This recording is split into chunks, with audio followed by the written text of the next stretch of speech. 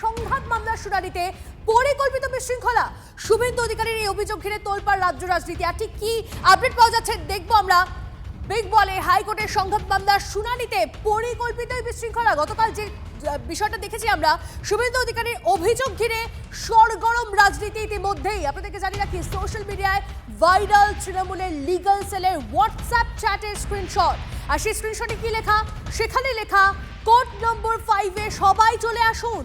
আদালত চত্বরে তুমুল হট্টগোলে এজলাস ছেড়ে বেরিয়ে যান বিচারপতি শুভ্রা ঘোষ, পিছিয়ে যায় মামলা। আচ্ছা, শুভেন্দু অধিকারী কি বক্তব্য একবার শোনাই আপনাদের। लीगल सेल ने सब किया, ये सीधा सीधा जुडिशियरी के ऊपर, कॉन्स्टिट्यूशन के ऊपर हमला है।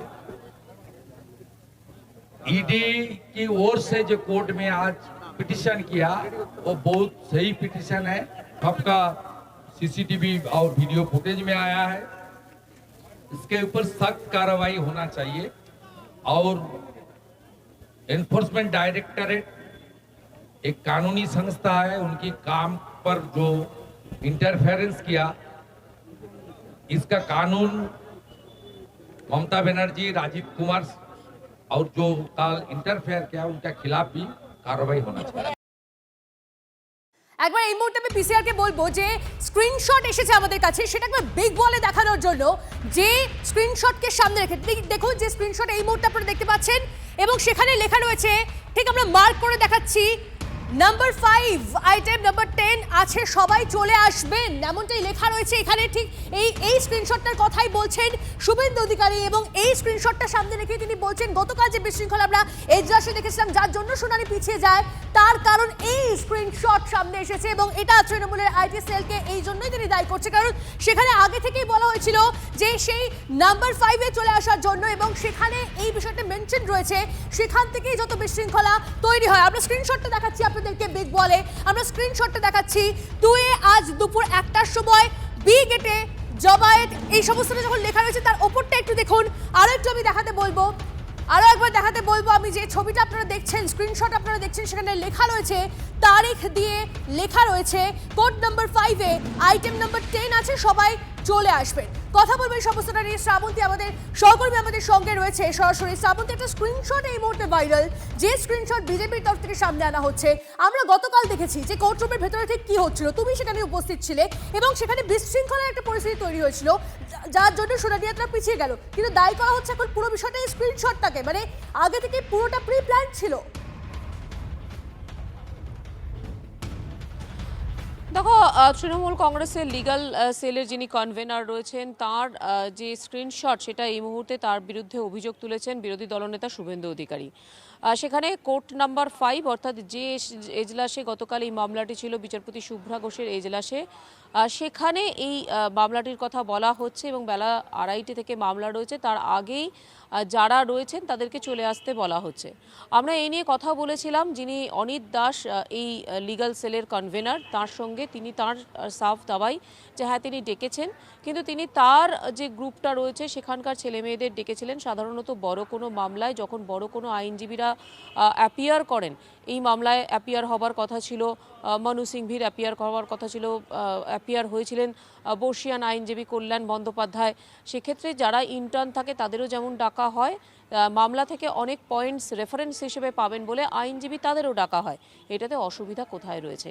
একই সঙ্গে তার দাবি যে তিনি কিন্তু কালকে ঘরে ছিলেন না, কালকের আরেকটি মিছিলে যেহেতু ডাক দিয়েছিলেন মুখ্যমন্ত্রী, তিনি সেখানে বেরিয়ে যান। বি গেট থেকে মিছিলের আয়োজন করা হয়েছিল বলে তিনি সেখানেও ডেকেছিলেন, কিন্তু তার দাবি নির্দিষ্ট কয়েকজন আইনজীবীকে ডাকাই তার উদ্দেশ্য ছিল। প্রত্যেকটি মামলার ক্ষেত্রে তারা এটা ডাকেন, এটাতে কিসের অপরাধ রয়েছে সে প্রশ্ন তিনি তুলেছেন। কল্যাণ বন্দ্যোপাধ্যায় সেখানে ছিলেন, কল্যাণ বন্দ্যোপাধ্যায়ের পাশে দাঁড়ানোর জন্যই তিনি সেখানে ডেকেছিলেন, এর আর কোনো উদ্দেশ্য ছিল না। এমনকি তার দাবি যে মুহূর্তে বিচারপতি বলেন ঘর ফাঁকা করে দিতে, তার 5 মিনিটের মধ্যেই ঘর ফাঁকা কিন্তু শুরু হয়ে যায়। তাহলে কোথায় অসন্তুষ্ট, এই প্রশ্ন তিনি তুলেছেন। ধন্যবাদ শ্রাবন্তী। বড় মামলায় সব আইনজীবীদের ডেকে পাঠানোর রেওয়াজ আছে, সেভাবেই ডাকা হয়েছিল। TV9 বাংলা এই দাবি তৃণমূলের লিগ্যাল সেলের কনভেনার।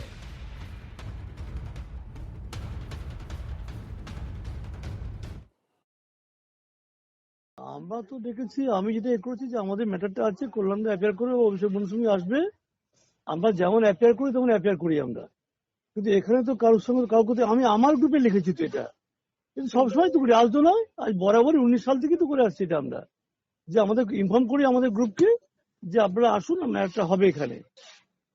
ওই যারা সিনিয়র তারা ঢোকে, যারা জুনিয়র তারা ঢুকতে পারে না, তারা বাইরে থাকে, তারা আমরা কি শুনি ব্যাপারটা আমরা।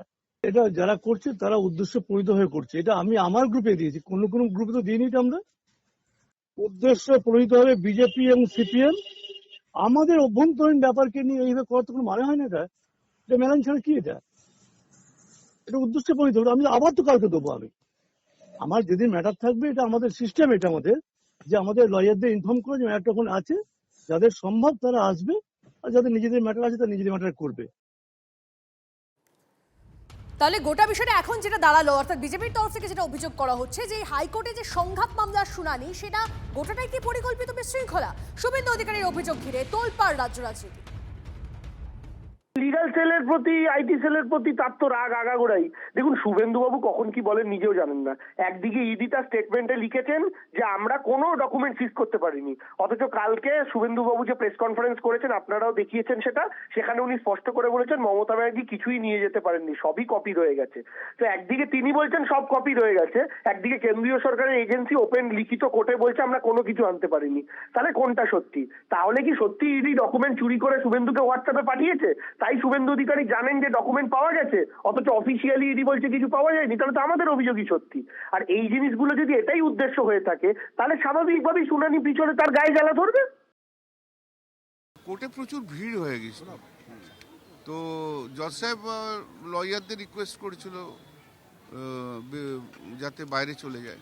অনেক লয়ারকে শুধু বলেছিল যারা অ্যাসিস্ট করছে তাদেরকে বেরোতে বললো। আমাকে ফার্স্টেই বললো যে you please take your seat first, মানে I am not coming within that. হ্যাঁ, তো জজ সাহেব যথেষ্ট চেষ্টা করেছিল, একটু হই হচ্ছিল, তা সেই জন্য জজ সাহেব আজ শুনলেন না, বললেন না আমি এইভাবে মামলা শুনি না। 14 তারিখে গেছে।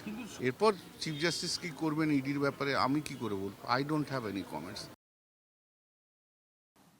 কোর্টের বিষয়, কোর্টের ভেতরের বিষয়, এ নিয়ে দলের কোনো মন্তব্য নেই। এই মুহূর্ত পর্যন্ত আমরা কোনো বক্তব্য রাখছি না।